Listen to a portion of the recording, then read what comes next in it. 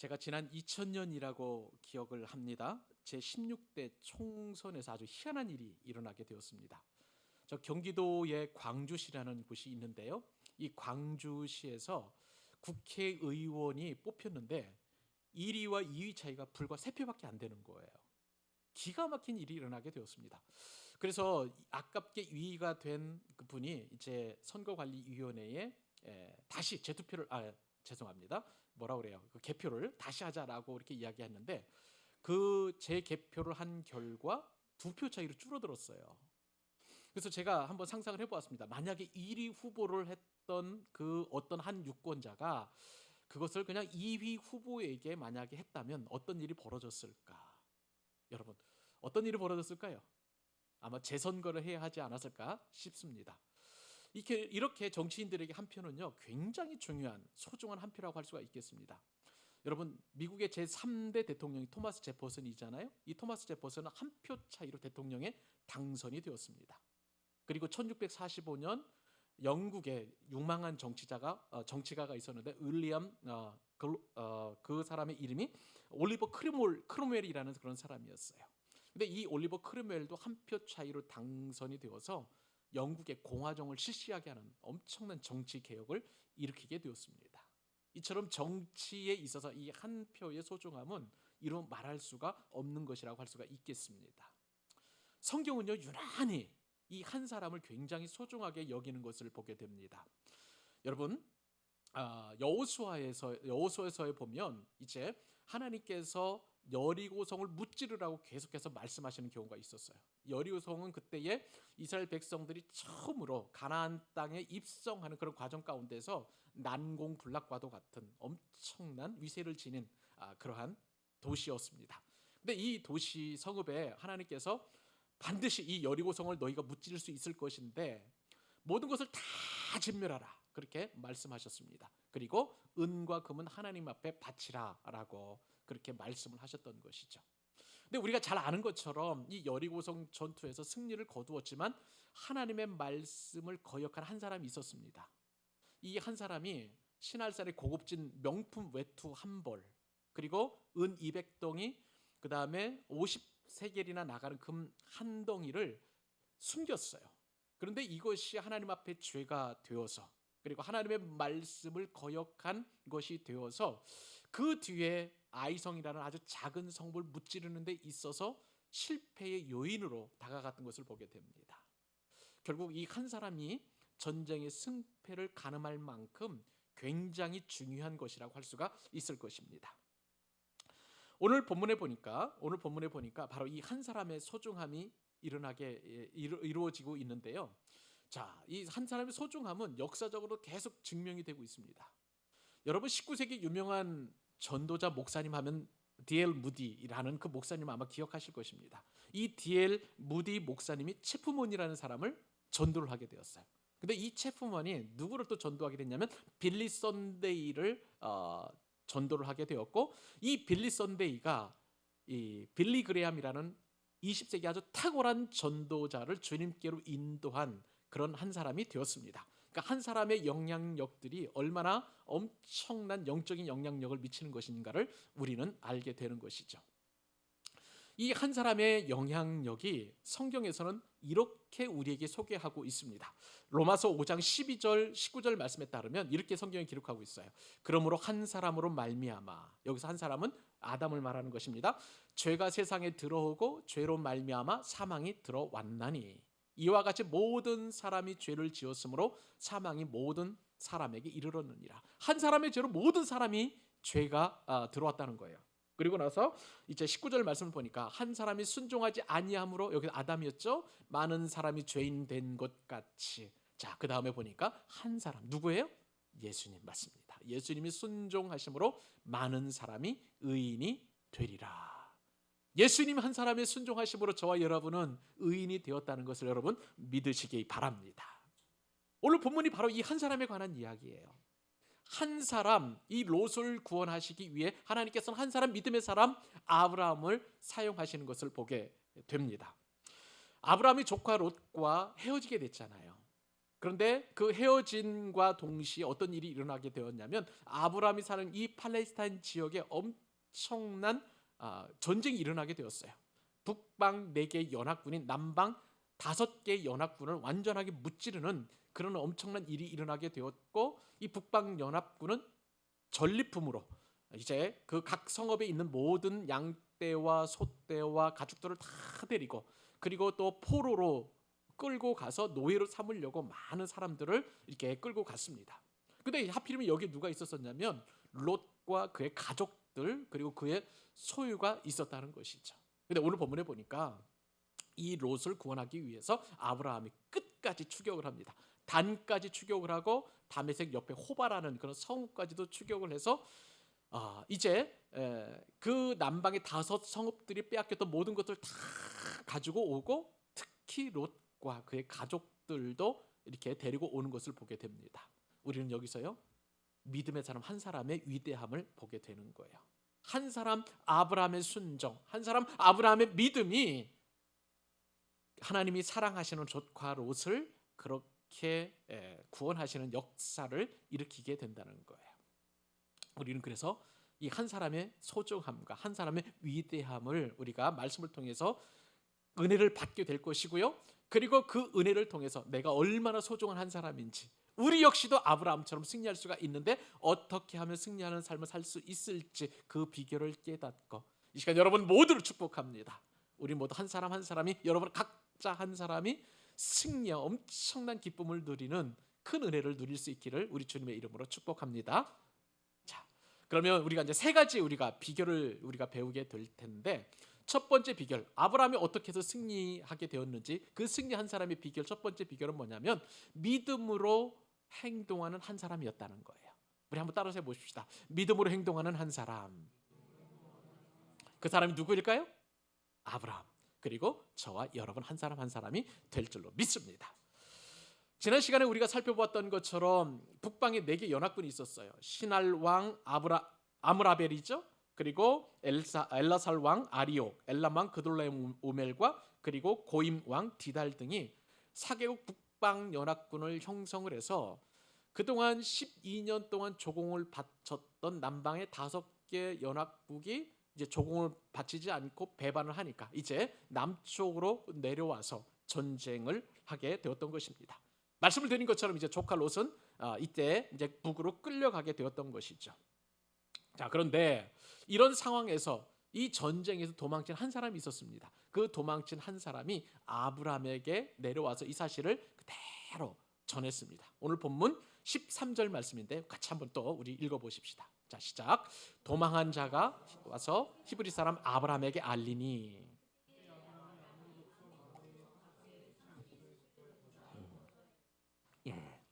마므레는 에스골의 형제여 또 아넬의 형제라. 이들은 아브라함과 동맹한 사람들이더라. 아멘.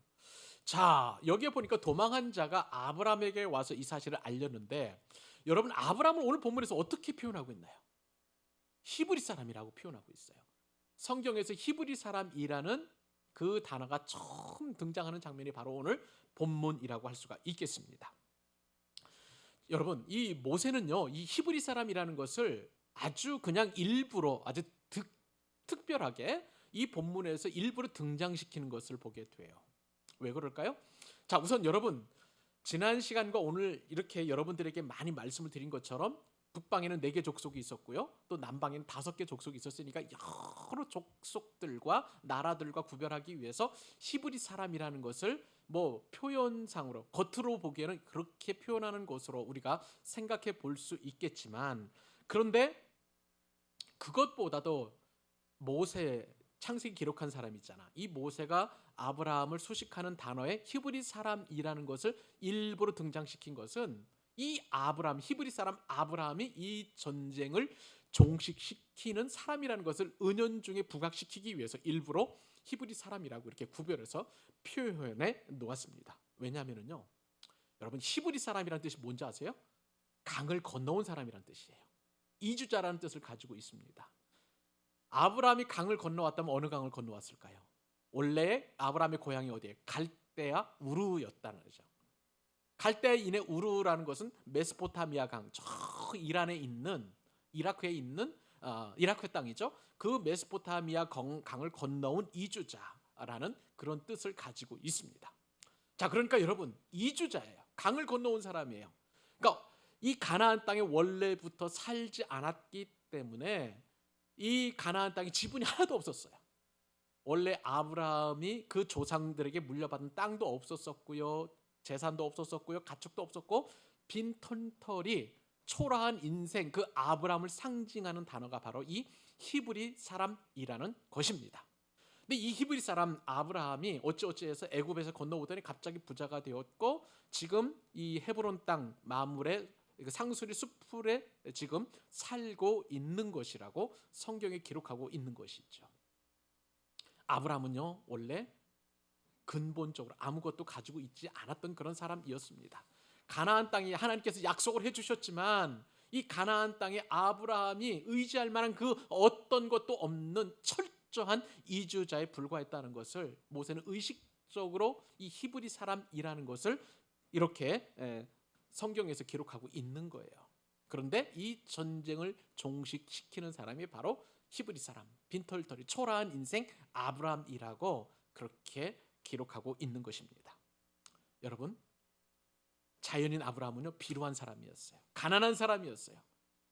그리고 그가 누릴 그 어떤 소유도 갖고 있지 않은 그런 사람이었습니다. 그런데 여러분, 아브라함은 달랐어요.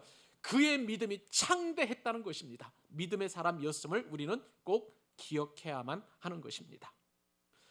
그러면 여러분, 무슨 근거로 제가 아브라함이 믿음의 사람이라고 그렇게 말씀을 드리고 있는 것일까요? 오늘 본문에서 행간의 의미에 보니까 이 믿음의 사람이라는 세 가지 증거가 있어요. 첫째는 뭐냐면은 아브라함은 행동하는 그런 믿음의 소유자였던 것입니다. 조카 롯이 지금 끌려가 있어요. 그런데 그 소식을 어떤 사람으로부터 듣게 되었어요. 자, 그러면 아브라함의 입장에서 보면, 저 같은 그런 평범한 인물들의 입장에서 보면, 여러분 같은 그런 생각을 가지고 있다면 어떻게 해야 하냐면, 어떤 사람이 만약에 이 롯 소식을 전해줬다면 흔들은 자의 뒤로 딱 버티고 앉아가지고 다리를 꼬면서 아마 이렇게 얘기했었을 거예요. 봐, 내 조카이지만 원래 그 조카 롯은 버릇이 없어. 큰아버지 나를 인정하지도 않았고, 내가 너에게 어느 곳으로 가라고 먼저 양보했더니 그냥 큰아버지의 이 고마움도 모르고 그냥 멀리 그냥 가버렸던 그런 조카야. 그러니까 저렇게 끌려가도 뭐 어쩔 수 없지 뭐. 그렇게 이야기할 수 있었을 거예요. 근데 아브라함은 그렇게 하지 않았어요. 조카 롯이 끌려갔다는 그 소식을 듣자마자 이제 자신이 훈련시키고 길리운 자 318명을 데리고 가서 롯을 구출해 오는, 행동하는 그런 사람이었다는 것이죠. 아브라함에게는요, 믿음의 증거가 있었던 것입니다.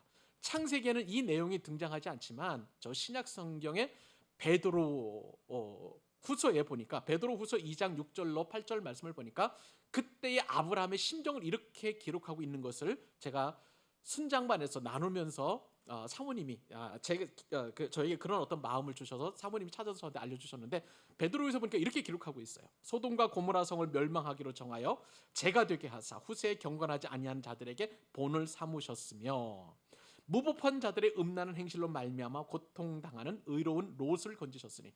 여러분, 하나님 보시기에는요, 배신자, 배반자 롯을 하나님께서는 의로운 롯이라고 그렇게 평가하셨다는 거예요. 그 하나님의 마음을 오늘 성경의 창세기에는 드러나지 않지만 하나님께서 이 롯을 의로운 사람이라고 보셨다는 거예요. 그 다음에 어떻게 성경에 표현되어 있느냐? 이는 이 의인이 그들 중에 거하여 날마다 저 불법한 행실을 보고 들음으로 그 의로운 심령이 상함이니라.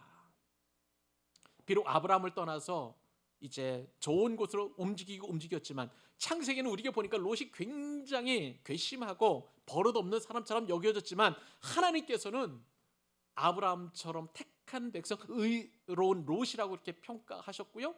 그리고 소돔 땅에 있어서 그들이 악한 행함을 보면서 롯의 마음이 너무 상했다라고 이렇게 표현되어 있는 거예요. 모르긴 몰라도 하나님께서 아브라함에게 이 롯의 그 상한 마음을 보여주셨기 때문에 아브라함은 롯을 구출할 수밖에 없었다는 그런 우리가 생각을 할 수 있는 것입니다. 여러분, 아브라함은 이렇게 믿음의 사람이에요. 믿음의 사람은 환경을 붙잡지 않습니다. 상황을 붙잡지 않습니다. 사람을 의지하지 않습니다. 오직 하나님의 말씀을 붙잡는 것임을 믿으시기 바랍니다. 여러분들도 믿음의 사람이 될 수 있었으면 참 좋겠어요. 우리 교회는 특히 말씀을 굉장히 중요하게 여깁니다. 말씀을 암송하고 성경을 통독하라. 그리고 또 큐티를 해라. 그리고 성경을 묵상하고 암송해라라고 늘 말씀드리는 이유는 바로 이처럼 말씀만이 우리를 의롭게 하고 말씀을 붙잡을 때 우리가 승리할 수 있고 말씀에 우리가 철저하게 붙잡힌 바 되었을 때 우리는 승리하는 삶을 살 수 있다는 거예요. 아브라함이 이렇게 말씀을 붙잡은 거예요.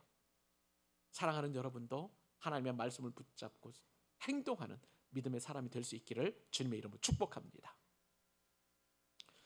아브라함이 또 믿음의 사람이라는 것은요, 두 번째 증거를 제가 보여드릴게요. 그것은요, 아브라함이 상대해야 할 그 대적들이 얼마나 큰 대적들인지를 알게 되면 믿음이 없이는 절대 아브라함이 이 북방의 사백의 연합군을 쫓아갈 수 없었다는 거예요.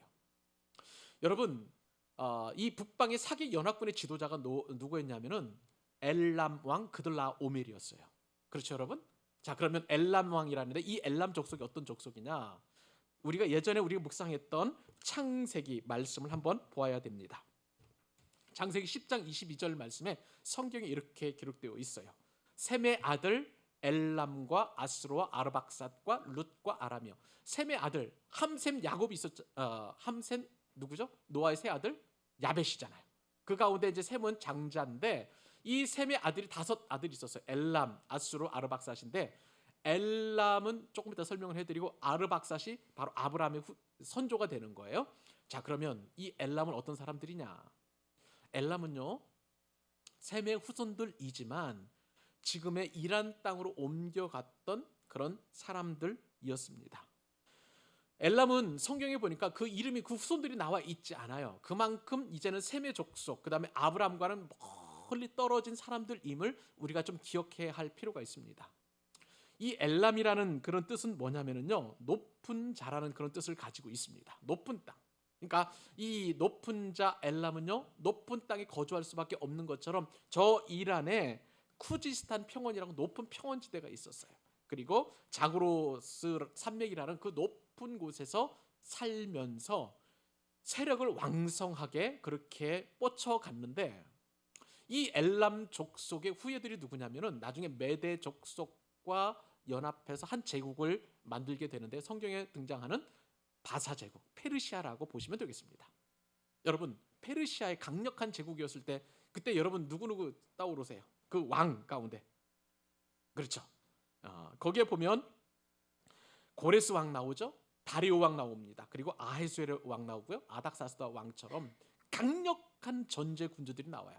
이 사람들은요, 폭력을 일삼던 그런 사람들이었어요. 폭군들이었어요.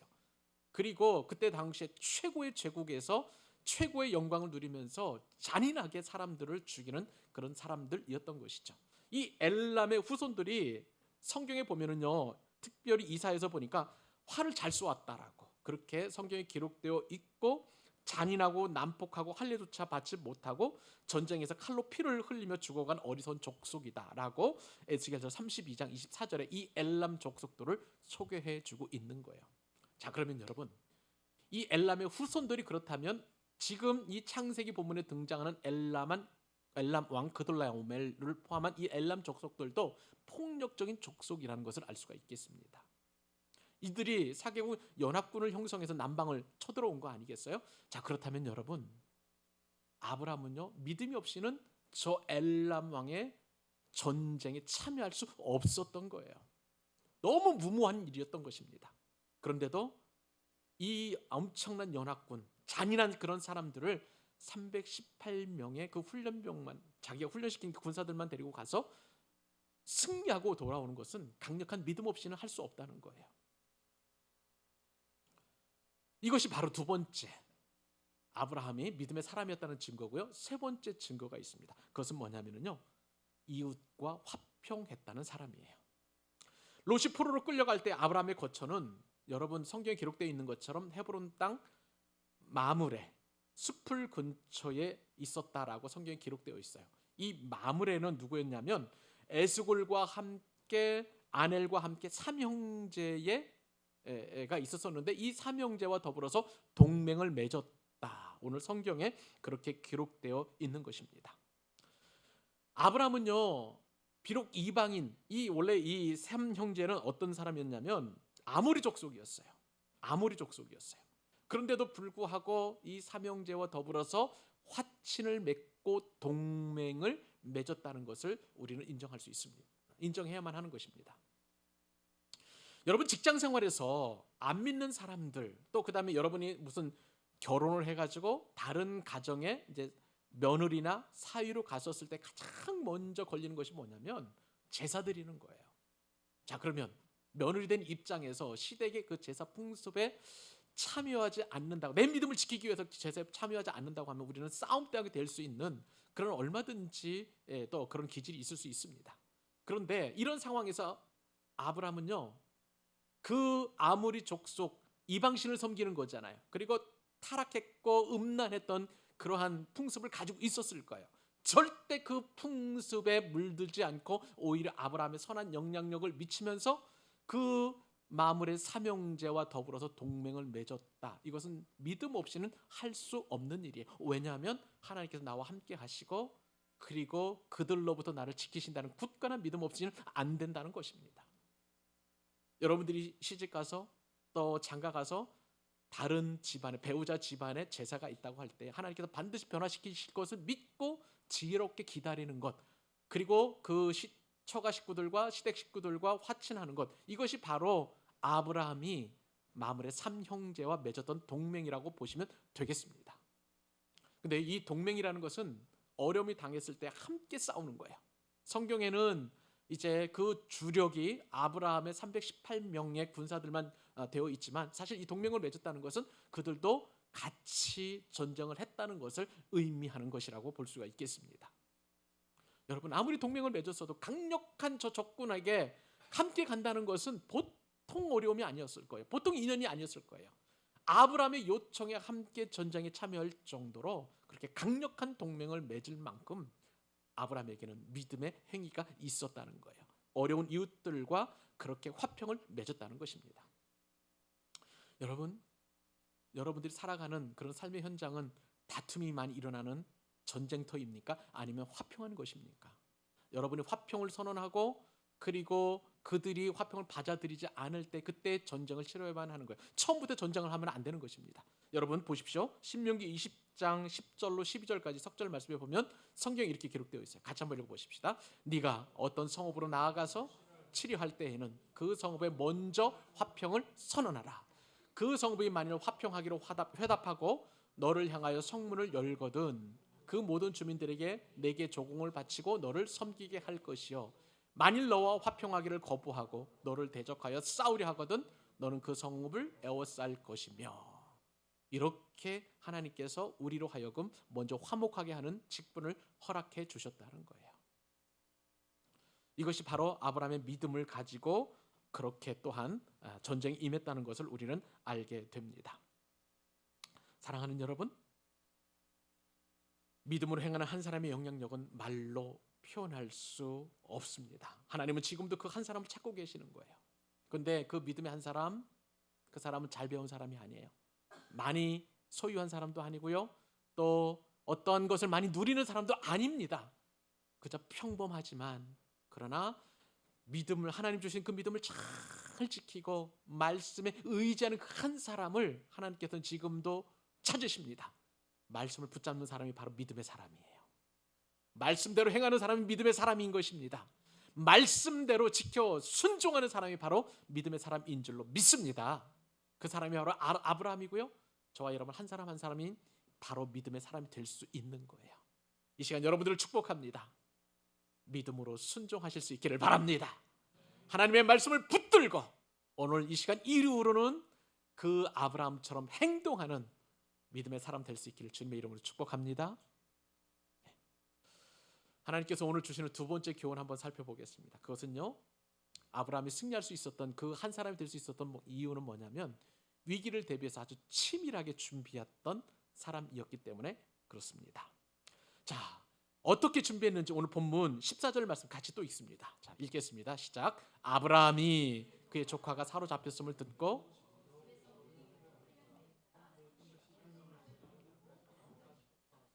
자, 우리가 지금까지 살펴보았던 것처럼 아브라함 믿음의 사람으로서 즉각적으로 행동했다고 말씀을 드렸어요. 마치 영혼 없는 믿음이 몸이 죽은 것 같이 행함이 없는 믿음은 죽은 믿음이라 말씀하시면서 이 말씀을 마치 아브라함이 알고나 있었던 것처럼 그렇게 행함으로 즉각적으로 옮기게 되었습니다. 자, 그런데 오늘 이 말씀을 보니까 조카 롯이 끌려간 그 소식을 듣자마자 집에서 길리고 훈련시킨 자 318명을 데리고 단까지 쫓아갔다라고 성경에 기록되어 있습니다. 여러분 한번 시간적으로 한번 보십시다. 조카 롯이 끌려갔었을 때에 길리고 훈련시켜 가지고 아브라함이 이렇게 전쟁터에 나갔나요? 아니에요. 시제적으로 볼 때에요. 집에서 아브라함은 먼저 이 318명을 길리고 또 훈련시켰다는 것입니다. 생각을 해보게 되었어요. 아브라함에게는 목축이 많았습니다. 그러니까 가축이 참 많았어요. 그러니까 물론 이제 롯과 나누게 될 정도로 다툴 정도로 그렇게 많았죠. 염소와 양과 소, 낙타도 아마 많았을 것입니다. 자, 그러면 그 가축대를 지키기 위해서라도 분명히 사람들을 길리고 훈련시켜야만 했었을 것입니다. 자, 여러분 이 길리고 훈련된 자라는 것을 영어 성경에 보니까요. 낳은 사람이라고 되어 있어요. 낳았다. 영어로 낳았다 하는 것은 born이잖아요. B-O-R-N. 원어 성경에도 보니까 낳았다라고 그렇게 기록되어 있어요. 그러니까 돈을 주고 사서 용병을 수입한 게 아니라 아브라함이 철저하게 처음부터 이 318명을 낳은 것처럼 강하게 훈련시켜 가지고 용사로 그렇게 만들었다는 것입니다.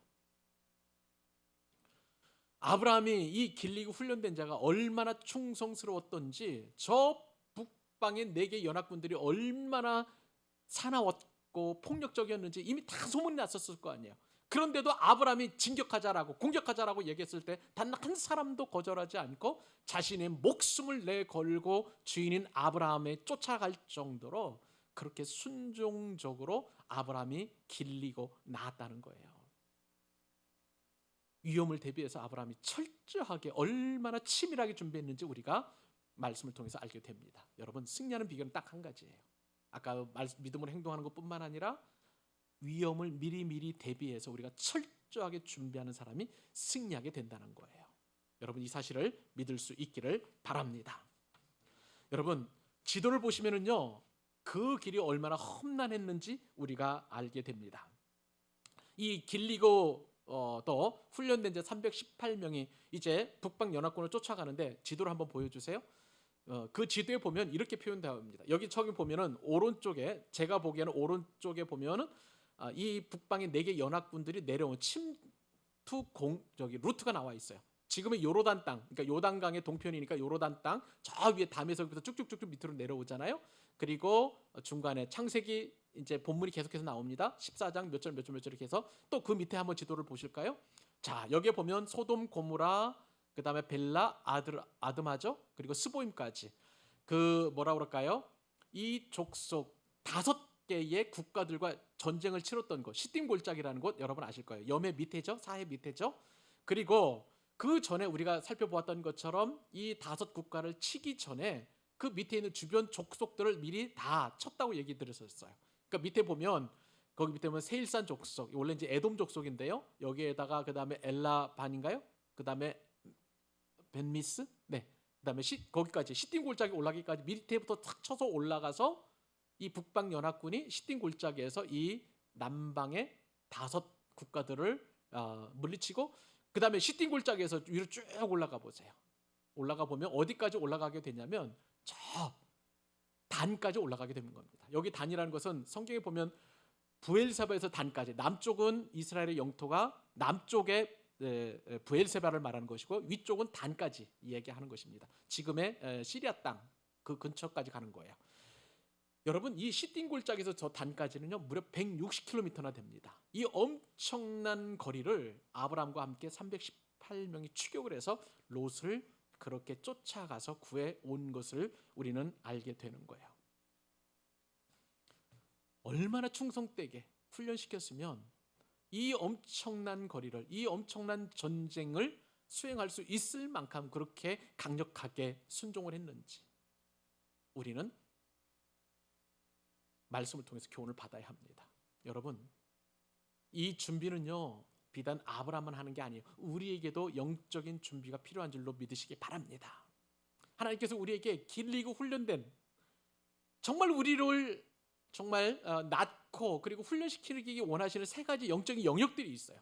첫째는 뭐냐면요, 말씀에 길들여지고 훈련되기를 원하십니다. 하나님의 말씀을 읽고 듣고 실천하는 데 길들여진 자만이 세상을 이기기 때문에 하나님은 늘 우리에게 말씀을 강조하시는 거예요.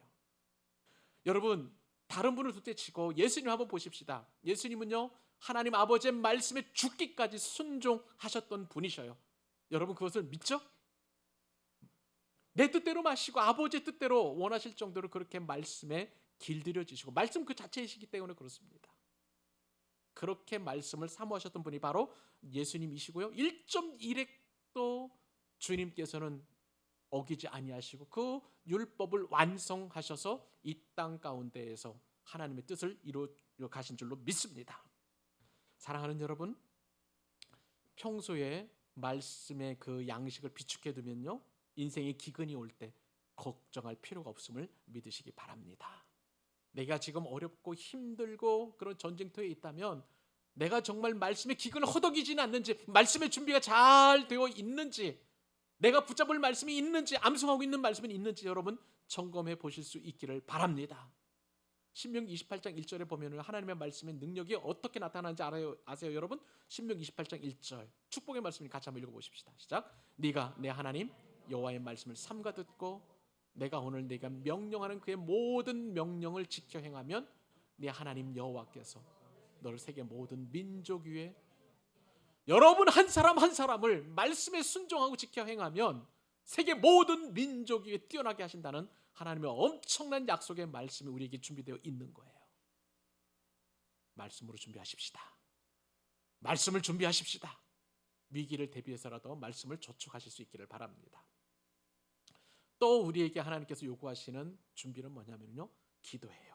기도에 길들여지고 훈련되기를 주님께서 원하십니다. 예수님은 습관적으로 기도하셨어요. 원래 기도하실 필요가 없으신 주님이신데도 아버지와 늘 교통하시고 소통하셨습니다.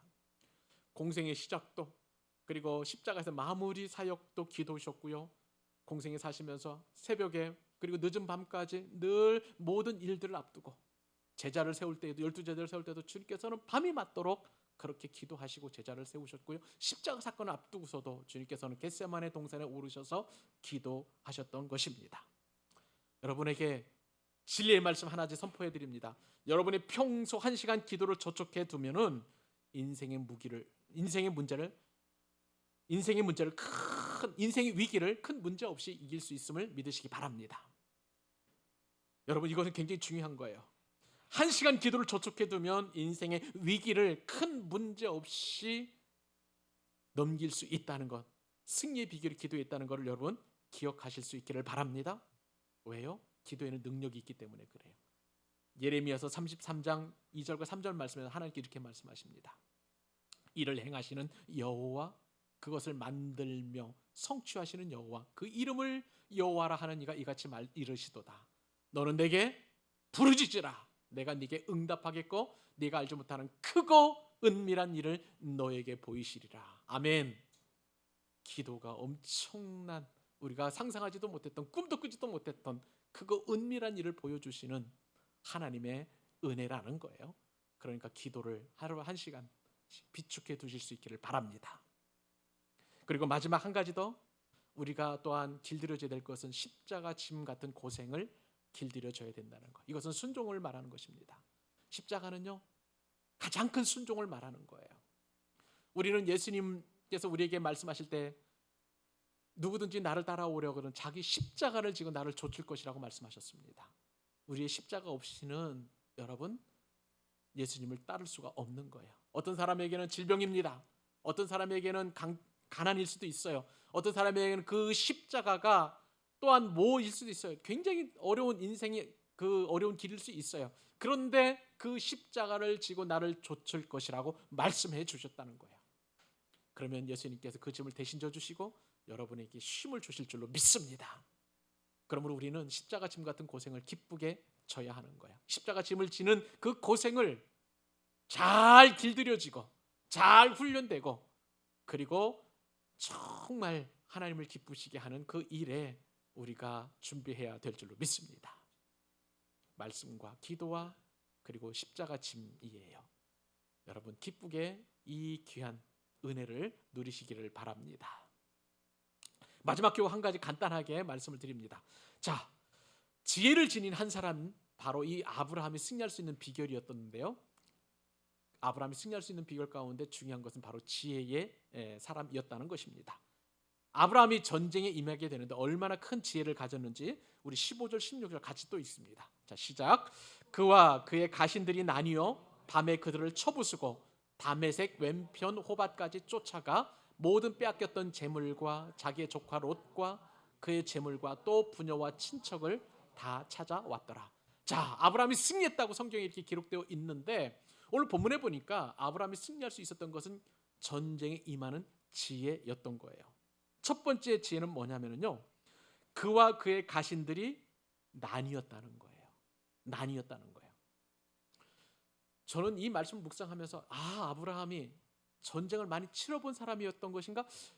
제가 생각을 해보니까 전쟁을 이렇게 치러보지도 않았는데 굉장히 지혜롭게 318명을 나누어 가지고 그 그돌라오멜 연합군을 물리쳤다는 거예요.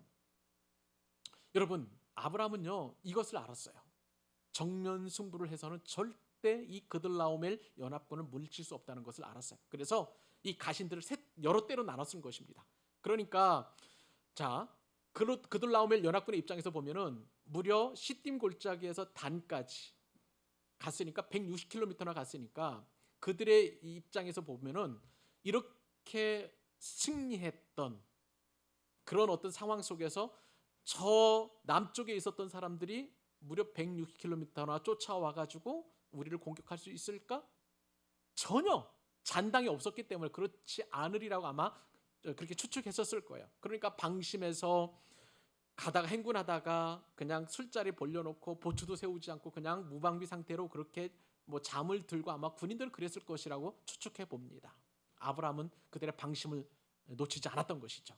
그래서 나누어 가지고 사방에서 공격해 오니까 그 안에 아마 자중질환이 일어나도록 그렇게 만들었던 것을 보게 됩니다. 이 나눈다는 말은 군사 용어예요. 재배치한다는 뜻을 가지고 있습니다. 군인들을 그렇게 해서 그렇게 지혜롭게 전쟁에 임했던 것이고요. 그리고 그돌라오멜 연합군을 치었던 그 시각을 한번 보세요. 한낮이었습니까? 한밤중이었습니까? 밤중이에요. 밤중에. 그러니까 야간에 기습 공격을 했던 것을 우리가 보게 되는 것입니다. 전쟁은요 지혜가 필요한 거예요. 내 힘으로 전쟁에서는 우리는 승리할 수 없는 것입니다. 만약에 우리가 지혜롭게 전쟁을 하지 않으면 우리가 할 수 있는 것은 뭐냐면 우리의 혈육으로 싸우는 거예요. 그러니까 내가 항상 혈기를 부려야 되고요, 내 감정대로 말아야 되고 감정대로 판단해야 되고, 그러다 보니까 늘 그 안에서 승리하지 못하고 맨날 내가 위축되고 좌절하고 절망할 수밖에 없는 상황이 되는 거예요. 이것은 영적 전쟁에 대한 지혜가 부족하기 때문에 그런 것입니다. 사랑하는 여러분, 우리는 이 땅에 살아갈 때에 날마다 매일 전쟁을 치르는데 지혜가 필요한 줄로 믿습니다.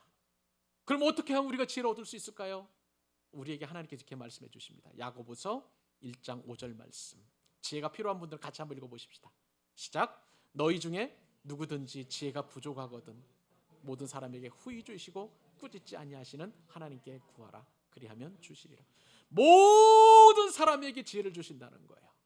여러분들이 지혜를 구하기만 한다면 내가 지금 이 상황에서 어떻게 이 문제를 해결할 수 있을지 나는 내 지혜로, 내 생각으로, 내 경험으로, 내 판단으로 도저히 이길 수 없는 그런 상황입니다. 그런데 하나님께 부족한 지혜를 구하기만 하면 꾸짖지 아니하시고 그 구하는 지혜마다 다 주신다고 말씀하여 주셨습니다.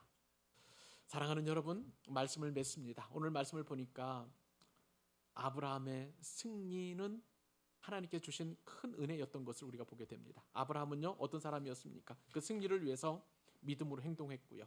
그 승리를 위해서 위기를 대비해서 치밀하게 준비했습니다. 그리고 지혜를 하나님께 구하고 지혜롭게 전쟁에 임하게 되었습니다. 근데 아브라함이 아무리 이렇게 치밀하게 준비하고 또 지혜가 있다 할지라도요, 그 이 전쟁의 배경에는 하나님이 계신다는 사실이에요. 우리가 간과해서는 안 되는 것입니다. 우리의 모든 삶의 영역에서는 하나님의 은혜가 필요한 줄로 믿습니다. 그러므로 여러분, 우리에게는 하나님이 계셔야만 하는 거예요. 하나님이 내 편이 되어 주실 때에 우리는 모든 전쟁에서 싸움에서 이길 수 있을 줄로 믿습니다. 근데 이미 하나님이 약속해 주셨어요. 내가 너를 떠나지 아니하며 내가 너를 버리지 아니하시리라. 이 말씀 붙들고요, 하나님이 내 편이심을 믿고 우리에게 주어진 모든 싸움을 싸워나가는, 그래서 아브라함처럼 승리를 쟁취하는 우리 믿음의 승리자들 되실 수 있기를 우리 주님의 이름으로 축복합니다. 기도하십시다. 하나님